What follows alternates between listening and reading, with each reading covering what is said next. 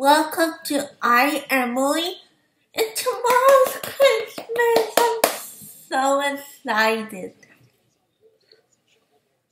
And Christmas is my favorite holiday. I don't know why. I just love Christmas. Love it.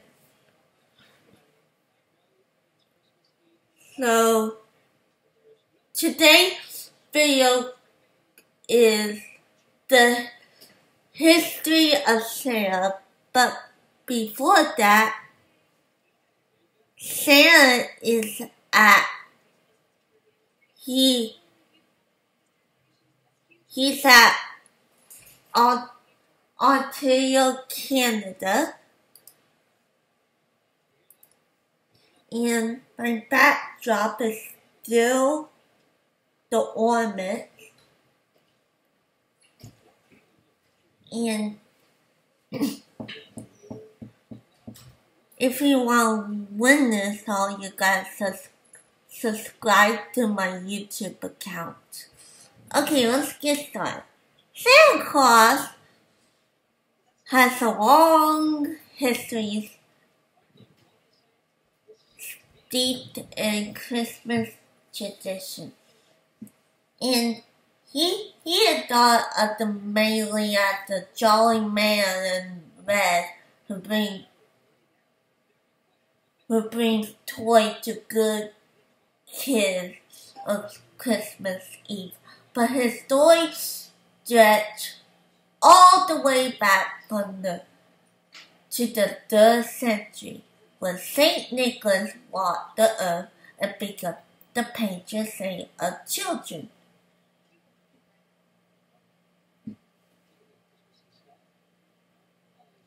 And so Santa Claus have been doing this for a long time. The legend of Santa Claus can be traced back hundreds of years to a monk named Saint Nicholas, and believed that Nicholas was born sometime around 280 AD and I can't pronounce it, Nehemiah in modern-day Turkey. Much admired for his piety and kindness, Saint Nicholas became the subject of many legends. It is said that he gave away all of his inherited wealth and traveled the countryside to help the poor and sick. One of the best known Saint Nicholas stories is that at the time he saved 3 poor sisters from being sold to slavery or prostitution by their father by providing them with a dowry so that they could be married.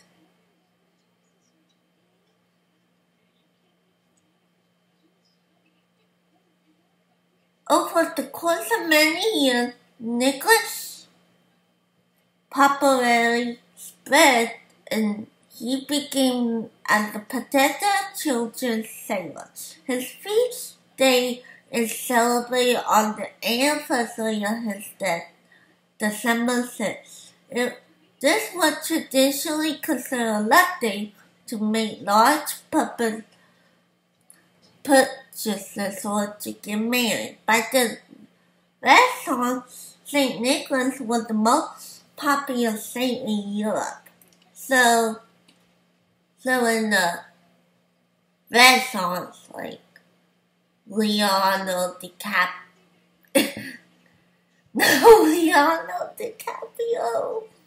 Leonardo da Vinci, he became the most popular saint. Even after the Protestant Reformation, when the Federation of Saints began. I'm going to get Mom and Dad. Okay, with the saints began to discourage, St. Nicholas maintained a positive reputation, especially in Holland. And did you know that the Salvation Army had been sending Santa Claus donation collectors to the state since the 1890s? Wow. So my great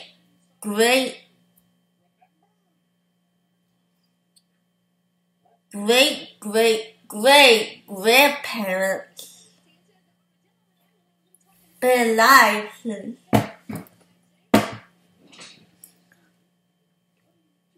the Salvation Army. St. Nicholas made his first inroads into American popular culture toward the end of the 18th century. In December 1773 and 1774, a New York newspaper reported the groups of Dutch families had gathered to honor the anniversary of his death. The name Santa Claus evolved from its Dutch name Sinterklaas, a shortened form of Saint Nicholas. In 1804, John Penner, a member of the New York Historical Society, deserved woodcuts of St. Nicholas at the Society annual meeting. The background of the engraving contained now familiar Santa images, including stockings filled with toys and fruit hung over the fireplace. In 1809, Washington Irving helped to popularize the Sinterklaas stories when he referred to St. Nicholas as the patron of New York in his book, The History of New York. As his promise grew, Sinterklaas was described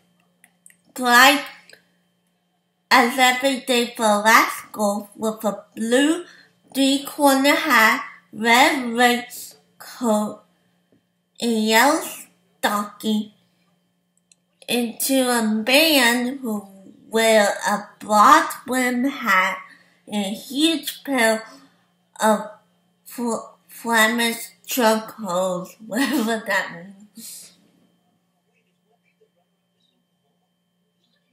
Gift giving, mainly around children, have been part of the Christmas celebration since the holiday in the early 19th century.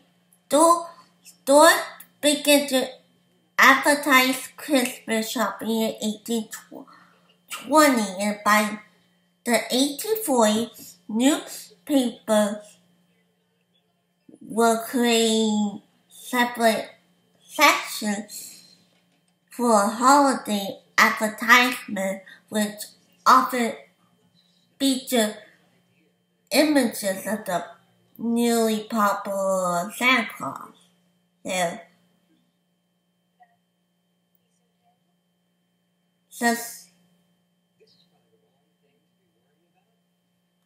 In 1841, thousands of children visited a Philadelphia shop to see the life-size Santa Claus model. It's only a matter of time before stores began to attract children and their parents and little peek at the live Santa Claus. They began dressing up unemployed men in Santa Claus suits and sending them to the streets of New York to solid donations. Those familiar Salvation Army Santa have been ringing bells of street corners and episodes since. That's so cool that in the 1890s they began dressing up men in Santa Claus suits.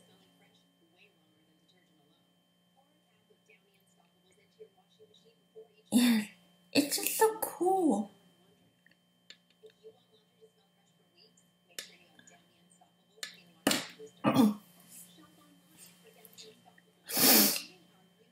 And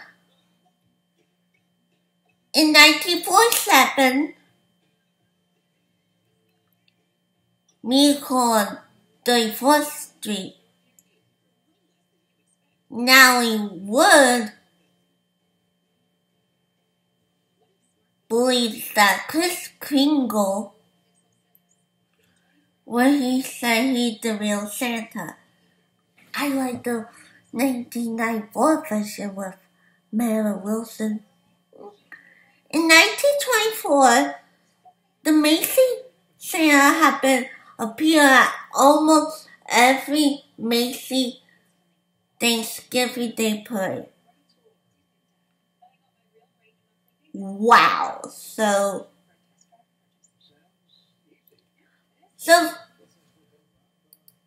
let's see, 2021. So 97 years that we see Santa at the Macy Day Parade.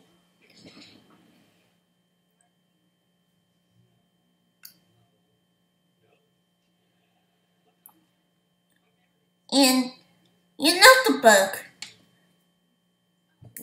was the night before Christmas.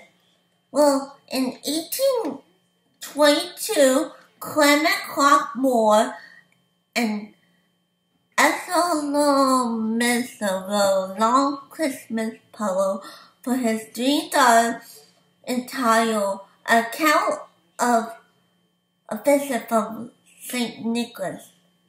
Moore's poem, which he answered due to the violent nature of subject and what's responsible for a modern image of Santa Claus as a very jolly old elf with reportedly bigger the supernatural ability to send chimney with a million on his head. Although some of his imagery was borrowed from other sources, his poem helped popularize the now familiar image of Santa Claus who flew from house to house on Christmas Eve in Mitchell's sleigh led by 8 flying reindeer for deserving children. I love that book. My parents read it to me.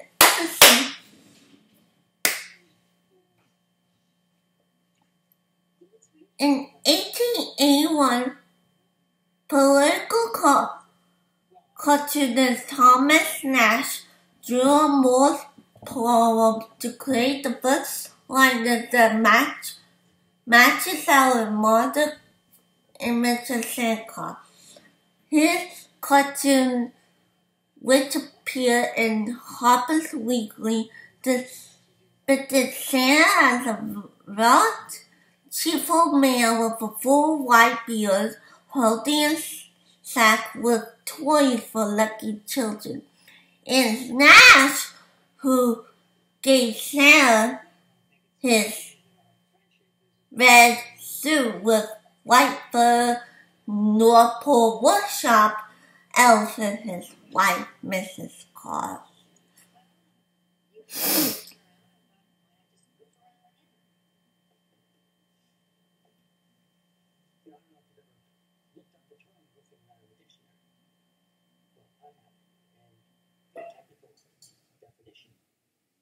18th century American Santa Claus were not only the St. Nicholas inspired gift giver to make good appearance at Christmas time.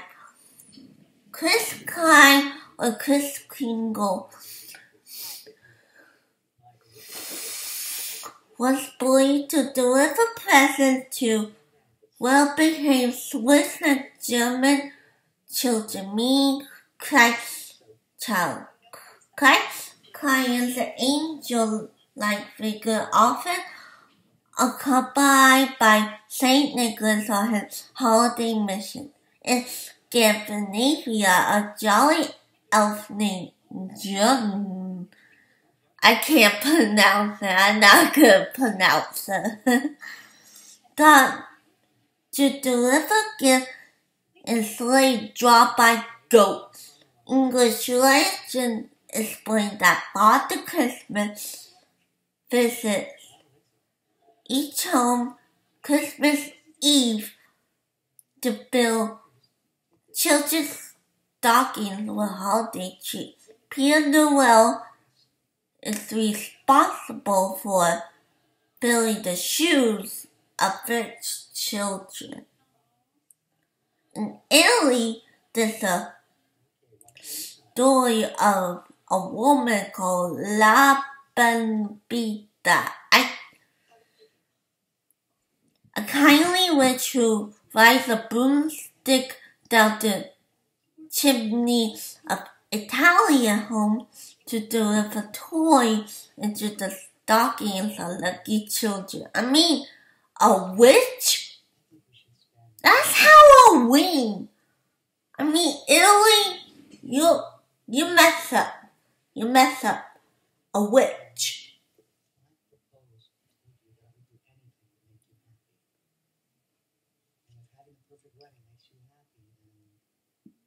So you know the famous reindeer Rudolf was born for 100 years after his 8 flying counterpart.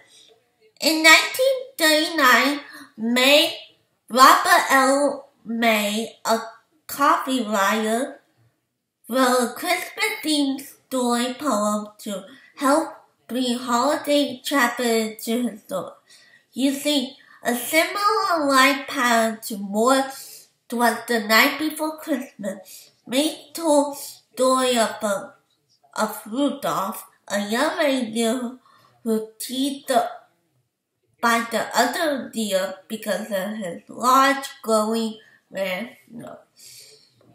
But when Christmas Eve took Foggy and Sam worried that he wasn't able to deliver gifts, the former outcast sang Christmas by leading the sleigh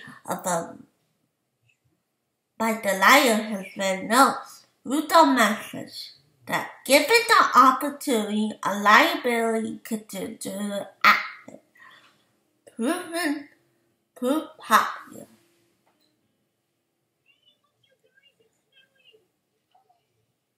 And it was recorded by Gene Autry and sold over 2 million copies. I mean, wow. Wow. And then a television movie in 1964, which I kind of like. And that's it. The history of Santa in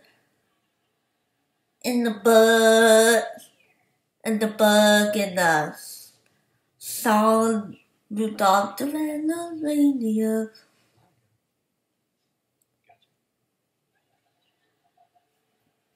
Again, if you want to win this backdrop, all you gotta subscribe to my YouTube channel, follow me on Facebook, and follow me on Instagram.